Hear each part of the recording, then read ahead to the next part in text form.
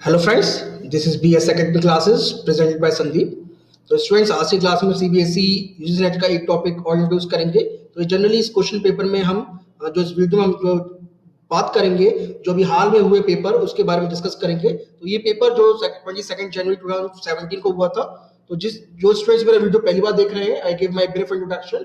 मेरा नाम संदीप है, मैंने एमटेक किया कंप्यूटर साइंस से। After I have a work experience as software engineer. I qualified CSI exam in engineering science stream as a JRF. I qualified also CBSE UGNET exam as a JRF 3 times, and right now I'm working as a research scientist post. Now इसके video के अंदर हम जनवरी 2017 में हुए question paper को solve करेंगे, और ये क्वेश्चन पेपर जो सॉल्व करेंगे वो पेपर नंबर 1 को इंट्रोड्यूस करेंगे। ओके स्टूडेंट्स, तो पेपर 2 एंड सेकंड को अभी मैं डिस्कस नहीं कर रहा हूं। तो बहुत जल्दी इसके मैं पेपर 2 और पेपर 3 के भी आप लोगों के सामने वीडियो में अपलोड कर दूंगा। तो इससे पहले हमने काफी वीडियो अपलोड किए थे और भी टॉपिक के डिफरेंट टॉपिक्स के। तो इस वीडियो में हम ICT यानी इंफॉर्मेशन कम्युनिकेशन टेक्नोलॉजी के बारे में डिस्कस करेंगे। हम DI and aptitude and reasoning के वीडियो अपलोड कर चुके हैं, you can check it out. Okay, now इसके बाद हम कम्युनिकेशन थ्योरी और GS के वीडियो भी अपलोड करेंगे आप लोगों के सामने।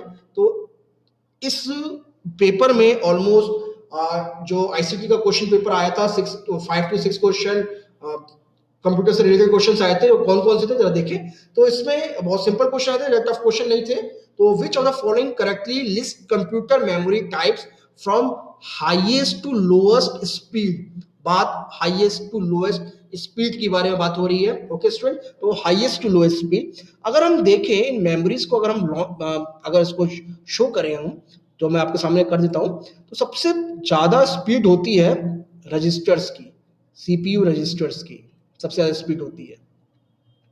उसके बाद नंबर आता है कैश मेमोरी का, लोग बहुत से कैश ही कहते हैं, but I cache memory. Then main memory जिसको हम रैम कहते हैं। इसके बाद आती है हार्ड डिस्क यानी सेकेंडरी स्टोरेज, सेकेंडरी स्टोरेज। ये पैटर्न होता है, ये आप इसको शो कर सकते हैं। ये नीचे से ऊपर की तरफ होता है, ये स्पीड के टर्म में होता है। ओके स्टूडेंट्स, स्पीड की टर्म होता है। अगर हम बात करें इसके स्टोरेज की, तो स्टोरेज में एकदम इसका रिवर्स होता है। सबसे ज्यादा हाईएस्ट होती है हार्ड डिस्क की storage, hard disk. Then RAM की स्टोरेज, उसके बाद आती है कैश मेमोरी या cache memory, whatever you saying. Then इसके बाद आती है CPU रजिस्टर्स। ये मैंने बात करी है स्टोरेज की, स्टोरेज की ऊपर से नीचे। तो देखिए एकदम स्टोरेज यानी स्पीड जो होती है, speed inversely proportional to storage. इसको मैं शो कर देता हूं आपको, आपको ध्यान रहेगा, आप कभी फिर भूलेंगे नहीं।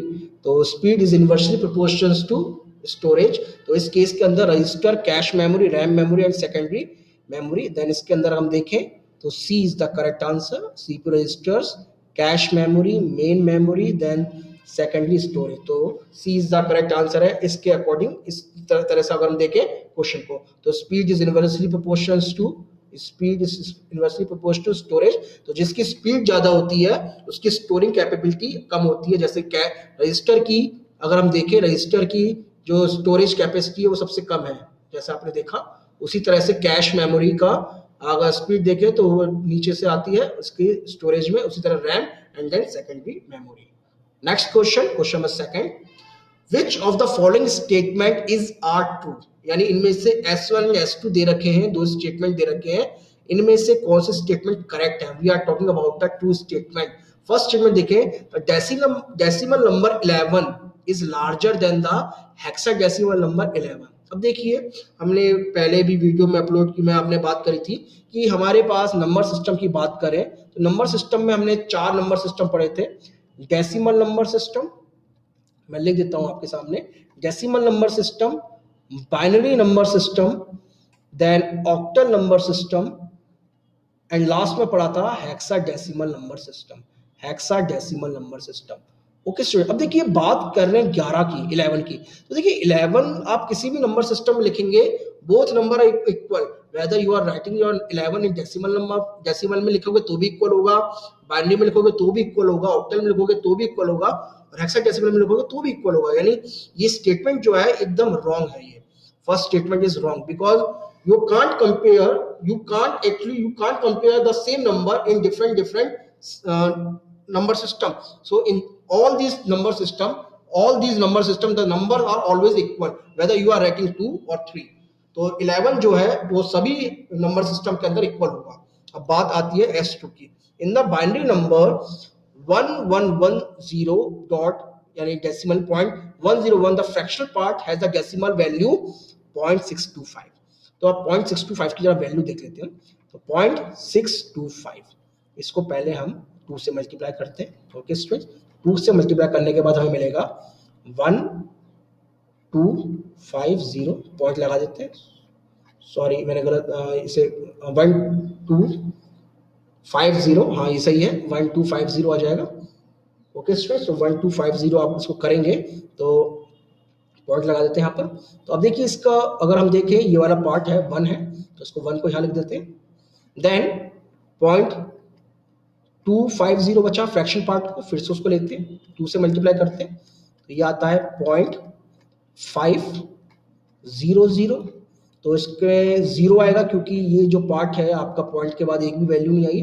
Then 0.500 into 2 is equals to 1.000।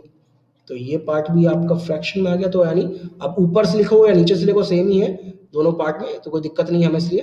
तो जो पॉइंट के बाद की बात करें तो हम 0 को देखें, फ्रैक्शन पार्ट में 101 ये इसका करेक्ट आंसर है। यानी फ्रैक्शन पार्ट को आप 101 ही लिखोगे। तो इसमें इस केस के अंदर जो S2 है वो एकदम करेक्ट स्टेटमेंट है, यानी ओनली S2 इज करेक्ट। तो S1 ओनली गलत, S2 only correct. B is the correct answer इस केस के अंदर। C भी गलत है एंड D भी गलत है। Next question, question number 3। Read the following 2 statements and on the basis of this statement we have to show which above statements are correct. जरा देखिए, इंफॉर्मेशन कम्युनिकेशन थ्योरी जो कि हम क्वेश्चन हम कर रहे हैं, ICT is considered as a subset of information technology. अब देखिए ICT जो है वो सबसेट है, नो डाउट अनडाउटली। तो ICT is a subset of IT. ICT is a subset of IT. तो first statement is correct. The right to use a piece of software is termed as copyright. अब देखिए student, जिन लोगों का जो matter copyright होता है हम उनको बिना परमिशन के यूज नहीं कर सकते। तो कॉपीराइट जो होते हैं we can't use, we have to either purchase it और we have to either take permission from the copyrighted person. तो right to use a piece of software is termed as copyright. Copyright की जगह यहाँ पे होना चाहिए था open source, open source. तो जो जिन सॉफ्टवेयर्स को या जिन चीजों को हम यूज कर सकते हैं it should be open source, right to use. तो जिसको हर कोई यूज कर सके, right to use is a open source rather than copyright नहीं होते। These are not termed as copyright, it is a open source. तो सेकंड स्टेटमेंट जो है वो गलत है। इस केस के अंदर ओनली फर्स्ट इज करेक्ट। तो both first and second correct, गलत, ये भी गलत है, सेकंड भी गलत है। तो D is the correct answer. First, only first is correct answer. Next question. Question number 4. DVD technology uses an optical media to store the digital data. DVD is an acronym for, अब देखिए DVD की full form पूछने को आ गई। तो DVD की full form जो होती है मैं बताता हूँ, is a digital versatile disc. तो जो इसका ऑप्शन है, ऑप्शन देख लें, डिजिटल वेक्टर डिस्क ये इसका गलत ऑप्शन है, डिजिटल वॉल्यूम डिस्क ये भी गलत है, डिजिटल वर्सेटाइल डिस्क ओके, तो versatile disc C is the correct answer. तो डिजिटल विजुलाइजेशन डिस्क ये भी गलत है। ओके स्टूडेंट, तो only C is the correct answer. Next question, which of the following is a characteristic of web 2.0 applications? Multiple users schedule their time to use web 2.2 applications one by one. ठीक है, देखते हैं next statement.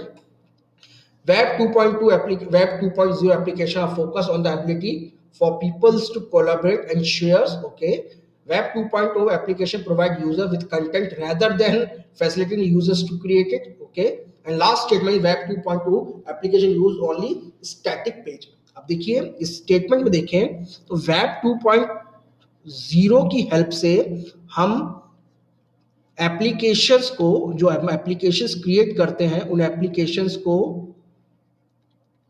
Collaborate भी कर सकते हैं we can collaborate it, यानी हम उसको क्रिएट भी कर सकते हैं, कोलाबोरेट, और we can also create it, और we can also share it. तो इस केस में तो आपने वेब टॉप 2.0 जो आपका स्टेटमेंट है, we are creating the application which can be collaborated और शेयर, जैसे आपने फेसबुक में देखा, फेसबुक है, ट्विटर है, और जो भी आपकी जो सोशल नेटवर्किंग साइट्स हैं, उस सोशल नेटवर्किंग साइट्स पे आप मैसेज को, आपने जो मैसेज होते हैं उनको क्रिएट भी कर सकते हो और मैसेज को शेयर भी कर सकते हो। And all the web pages are dynamic, तो डायनेमिक होते हैं। तो इस केस में A is not correct answer, B is not, C is not correct answer, D is not correct answer, only B is the correct answer. तो in case of web 2.0 application, 2.0 application, we can focus on the ability for people to collaborate कर सकते हैं, and also at the same time we can share it. So B is the correct answer. Next question, question number 6. With regard to a word processing software, the process of combining static information in a publication together with variable information in a data source to create one merged publication is called electronic mail, data sourcing, mail merge, या फिर spam mail. अब देखिए, एक part जो static information होती है उसको दूसरे पार्ट में ऐड करने के लिए हमें पब्लिकेशंस के अंदर, ये स्टैटिक है, हमें हमेशा जो यूज करते हैं हम मेल मर्ज का यूज करते हैं। ये मेल मर्ज के ऊपर क्वेश्चन प्रीवियस ईयर्स में भी आया था, सबसे पहले भी आ चुका है ये क्वेश्चन, बट उस समय इसकी लैंग्वेज थोड़ी डिफरेंट थी, आप इसको भी कर सकते हो। तो मेल मर्ज इसका करेक्ट आंसर, इलेक्ट्रॉनिक मेल नहीं होगा, डेटा सोर्सिंग नहीं होगा, मेल मर्ज इसका करेक्ट है, यानी स्पैम मेल भी नहीं है। तो C is the correct answer, only C is the correct answer. Okay students, now students, इस वीडियो में हमने प्रीवियस ईयर के जो अभी जो हाल में ही जो क्वेश्चन पेपर आया था उसको सॉल्व किया था। तो ये क्वेश्चन पेपर अभी 22 जनवरी 2017 को आया था। तो देखिए, अब हमने डीआई के पोर्शन को सॉल्व कर दिया है आपके सामने, एप्टीट्यूड के पार्ट को भी हमने सॉल्व कर दिया, देन इसमें हमने आईसीटी के पार्ट को सॉल्व कर दिया है।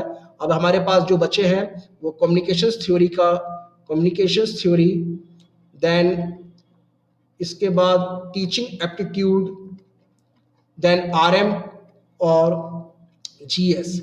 ये 4 टॉपिक को हम इसके बाद आपके सामने सॉल्व करके आपको अपलोड कर देंगे। ओके स्टूडेंट्स, तो आपको कोई भी डाउट है या क्वेरी है तो you can mail me at my email ID sandeep2006@gmail.com। Okay students, so आप अपने मुझे सजेशन भी सेंड कर सकते हैं या फिर आपको किसी भी तरह का कोई डाउट है। और देखिए स्टूडेंट्स, हमने अपने यहाँ पर अपना जितने भी ये पीपीटीज मैं क्रिएट कर रहा हूँ, मैंने BSI Academy